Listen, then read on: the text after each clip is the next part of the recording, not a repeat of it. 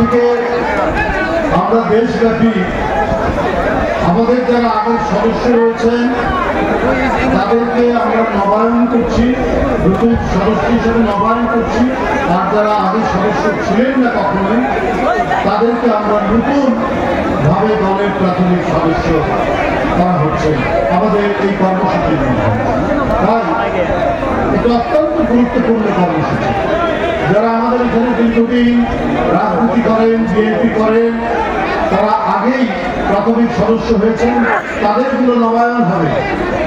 আর যারা ইতিপূর্বে কখনোই মেম্বার হননি, চাকরিতে ছিলেন, বিভিন্ন কর্মক্ষেত্রে ছিলেন, এখন রিটায়ার্ড করেছেন, তিনি ব্যাংকে কর্মকর্তা হতে পারেন, কর্মচারী হতে পারেন, তিনি কোন সরকারি দপ্তরের কর্মকর্তা কর্মচারী হতে পারেন, তিনি কোন স্কুলের শিক্ষক হতে পারেন, কোন কলেজের শিক্ষক হতে পারেন, কোন প্রাইমারি স্কুলের শিক্ষক হতে পারেন, সরকারি কাজে থাকার কারণে মেম্বার হতে পারেননি।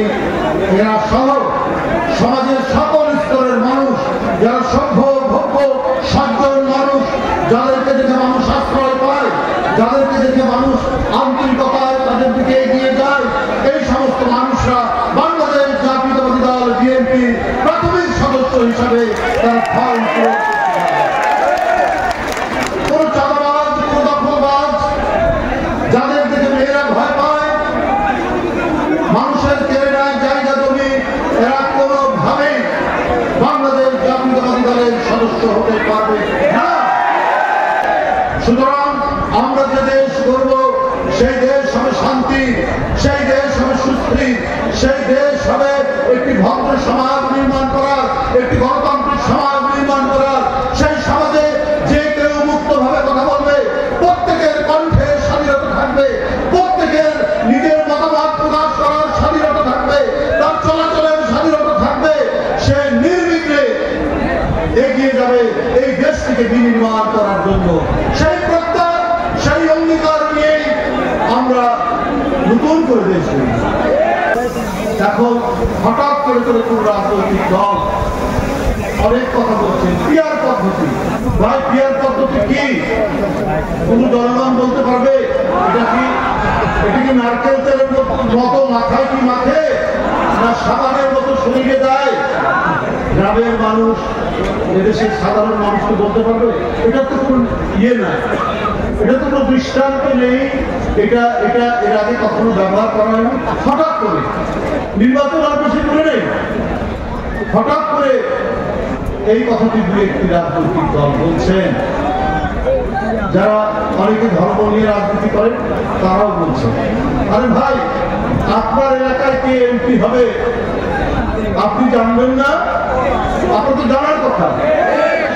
কে অত্যন্ত ভালো মানুষ, কে সাধারণ মানুষের সুখে দুঃখে আনন্দ বেদনায় আপনার কাছাকাছি, আপনার পাশাপাশি থাকবে, সেই লোকটাই তো আপনি বাছাই করবেন। পিয়ার পদ্ধতিতে সেই বাছাইয়ের কোনো সুযোগ নাই। দলের প্রতীককে ভোট দিতে হবে।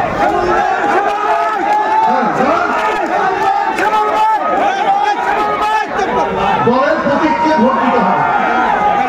দলের প্রতীককে ভোট দিলে দল বাছাই করে দিবে। তো সেখানে তো এইরকম চললে আপনার তো অনেক ধরনের অনেক অনৈতিক ঘটনা, অনেক ধরনের রাজনীতি বিরোধী ঘটনা ঘটতে পারে। যারা আন্দোলন সংগ্রাম রাজপথে করেছে, হঠাৎ করে কোনো বিত্তবান লোক নমিনেশন কিনে নিতে পারে। রাজনৈতিক দলগুলো আরো বেশি কর্তৃত্ববাদী হয়ে উঠতে পারে। শেখ হাসিনা যা চাচ্ছিলেন পিয়ার পদ্ধতি, মানে আনুপাতিক নির্বাচন পদ্ধতি, অনেকটা ওই রকম। যদি সেরকমই হয় তাহলে এই যে গণতন্ত্রের জন্য এত আন্দোলন, এই যে বাচ্চা মাসুম ছেলেরা যে এই আপনার রক্ত দিল, এবং বিএনপি 16 বছর ধরে নিরন্তর সংগ্রাম করেছে গণতন্ত্র ফিরিয়ে দেওয়ার জন্য, কথা বলার স্বাধীনতার জন্য, এবং আবার সুষ্ঠু নির্বাচনে ভোটাররা ভোট দিতে পারেনি, সেই ভোট নিশ্চিত করার সংগ্রামে আমাদের কত নেতা, কত কর্মী ধরে গেছে।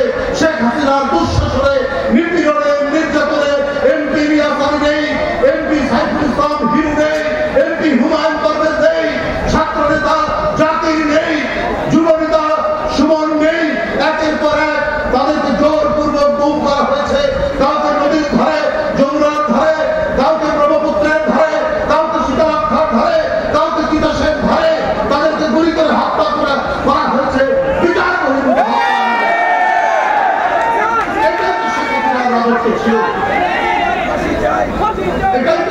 গণতন্ত্রীরা নাটক করছিলেন। তাহলে এই 16 বছরে আন্দোলন গণতন্ত্র ফিরানোর জন্য বিএনপির নেতৃত্বে সমমনা দলগুলো তাহলে সেই আন্দোলনে যারা জীবন দিল, যারা হারিয়ে গেল, যারা নিখোঁজ হলো, তাদের যে অবদান, সেই অবদানকে দল স্বীকৃতি দেবে না, দেশ স্বীকৃতি দেবে না। নিশ্চয়ই তাদের দলকে, দেশকে সেই স্বীকৃতি তাদের দিতে হবে। সেই স্বীকৃতি না দিলে তো হবে। আপনারা এই 15-16 বছর দেশের বেগম খালেদা জিয়া এবং বিএনপির ভারপ্রাপ্ত চেয়ারম্যান তারেক রহমান আপনারা আমাদের জমি চাষ করেছেন। এই বাংলাদেশ নামক এই দেশটির জমি চাষ করেছেন। সেটা কিসের জমি? আন্দোলনের জমি, গণতন্ত্র ফেরানোর জমি। সেই জমি প্রস্তুত করে তার উপরেই জুলাই এবং আগস্ট তৈরি হয়েছে। সেই জুলাই এবং আগস্টে আপনার শেখ হাসিনা পতন হয়েছে। আজকে বিহার পদ্ধতির কথা বলেন যারা, আজকে সংস্কারের কথা যারা বলেন, আমি তাদেরকে বলি ভাই, আপনারা তো অনেকেই ধর্ম নিয়ে রাজনীতি করেন। তো আজকে গাজায় যারা ইসরায়েলের বিরুদ্ধে লড়াই করছে, সংগ্রাম করছে এবং কচু কাটা করছে ফিলিস্তিনি শিশুদেরকে, বাচ্চাদেরকে, ফিলিস্তিনি মানুষকে, ওইখানে জানেন সেখানে দুর্ভিক্ষ চলছে, প্যালেস্টাইনে দুর্ভিক্ষ চলছে। ওই একদম তো বললেন না গাজায় যারা মারা যাচ্ছে, গাজায় আজকে দুর্ভিক্ষে না খেতে পেয়ে আজকে শিশু, কিশোর, তরুণ, সাধারণ মানুষ আজকে দুর্ভিক্ষ থাকছে। তার জন্য আমরা ত্রাণ সামগ্রী নিয়ে পাঠাই। একবার তো সেই কথা বললেন না। আপনারা বলছেন সংস্কার না হলে নির্বাচন যাবে না। বিএনপি তো সংস্কারের কথা কখনো নিষেধ করেনি, না বলেনি। প্রতিটি সংস্কারের বৈঠকে বিএনপি উপস্থিত থেকেছে, বলেছে যে প্রয়োজনীয় যে সংস্কার, সে সংস্কার করে নির্বাচন যাবে। তবে নির্বাচন যেন প্রলম্বিত না হয়, নির্বাচন যাতে নির্ধারিত না হয়, এই কথা বারবার বলে এসছে।